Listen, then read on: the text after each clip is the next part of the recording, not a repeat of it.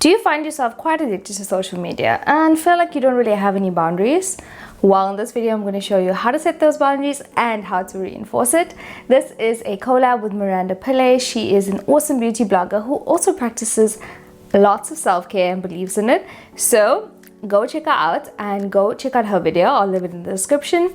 And for this video, I'm going to show you everything that I do to maintain my boundaries with social media. Because if you don't have boundaries, the relationship is probably not healthy.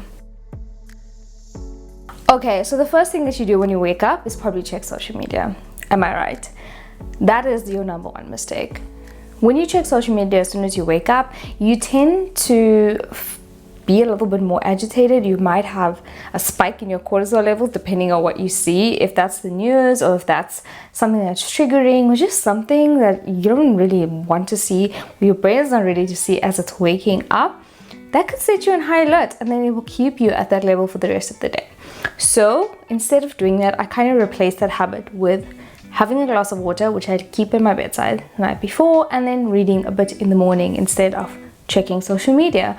What I do as well is I go on a bit later. So you might find me posting my first story at about 8 or 9 a.m. instead of like 7 a.m. when I usually wake up, because I have done my entire morning routine.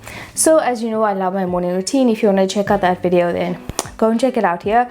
But I really encourage you to have a little bit of a morning routine that really sets you up for the day and to have a better, more productive, as well as a balanced day. That just sets you up for winning, because I strongly believe in morning routines. Okay, the next thing is keeping a time limit for social media. So my phone actually has the digital wellness and well-being tool on my phone, so I can set like an hour or can set however long I want for each app, and then it will shut down the app. I found that to be extremely useful because I could spend 5 hours or 6 hours, as you can see. I could spend a lot of time since it is my job. So I've had to kind of be strict with the rules and have had to be strict with the time limit, because I feel that if I don't, then I'm just gonna waste my time. And we all know you can be scrolling for days. So set the time limit. If you don't have this feature, then maybe download an app. I'm sure there's other apps out there that will help you stay in tune with that. And I feel that when you have a time limit, you are more productive with what you do on social media, or you're more intentional with how you use it. Speaking about intentional, it's so important to follow accounts that really inspire you, to follow accounts that really move you and motivate you and want you to feel good about yourself. If you follow someone that doesn't make you feel good or makes you feel a bit crap, then rather unfollow or mute or block, delete, whatever function you prefer, because I know we all like our different functions, but I just unfollow accounts that no longer serve me or I feel a bit like weird towards. Maybe it's me, maybe it's them. You know, it could be either one. Also, I feel like it's so important to not compare yourself to people you find on social media. I know as humans, like, that's a normal thing, that's just what we do, but remind yourself that social media is not real. It's just not real. And the more you compare your journey to other people, the more kind of like resentment, the more envy or jealousy you might find.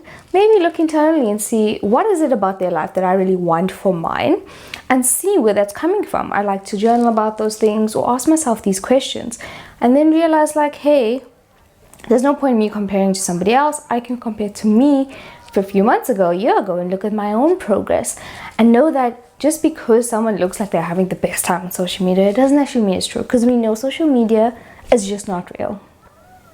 It's not real, okay? Okay, so if that's like the one thing you leave, like that's the main thing about social media that really does impact us, is just don't compare. So another tip I have is to keep your phone away from you when you're working.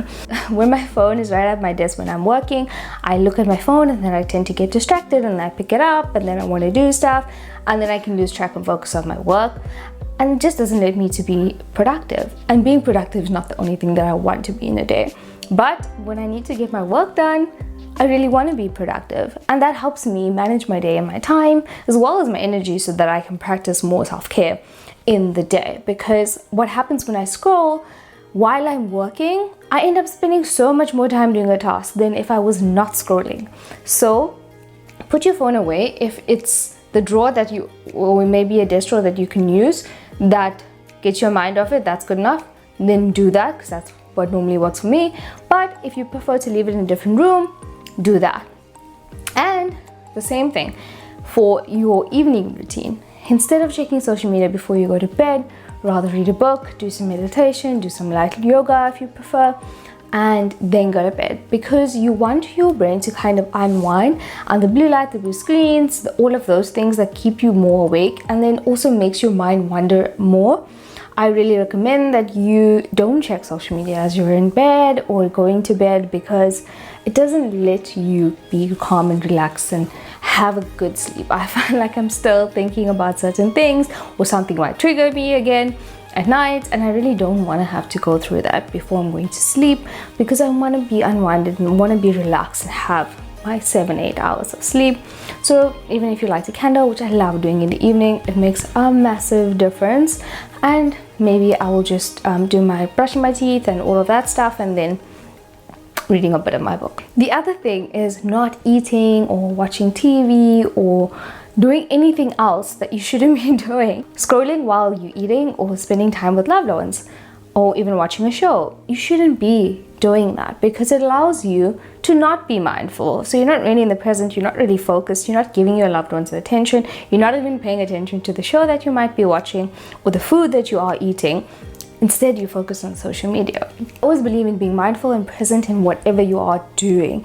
So try to put your phone away, or just lock the screen. Just put it down instead of eating or spending time with your loved ones while you're on your phone. It also makes them feel like you're really paying more attention to them, and it allows you to be more present as well. And it keeps the conversation really going on the topic that you're talking about, as well as helps you know, like when you're full or when you're tired. It lets you be more aware of your feelings and how you are doing in this moment. And just being mindful really does bring you back to center, back to self, and help you be more calm and cool and relaxed. And that's what we want more of in our lives, instead of endlessly scrolling and never knowing what we're actually scrolling for. Because you can be scrolling forever and it never stops. And then you're like, oh, where did the whole day go? Okay, so that's all my tips for social media boundaries.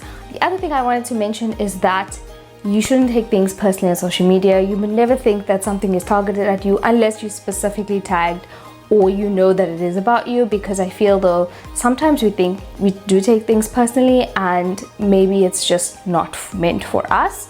And also be kind and courteous when you are interacting with other people, and hopefully other people interact the same with you, because if they don't, then there's lots of functions you can use, because you don't need to tolerate any abuse online or offline. So yeah, just be mindful of how you consume the media and what you're consuming and how you're interacting, because there's real people behind the screen, behind the phone.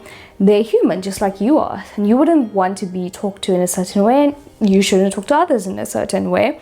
And if you are asking for something, please greet the person. Say, hi, would you mind helping me with this? Or would you mind giving me advice on this, if it is appropriate to ask? Don't go and ask a beauty blogger something about like when they're going to have kids. That's just rude. That's not necessary. Don't do that. Okay, so I really hope that you enjoyed this video. Give me a like, thumbs up.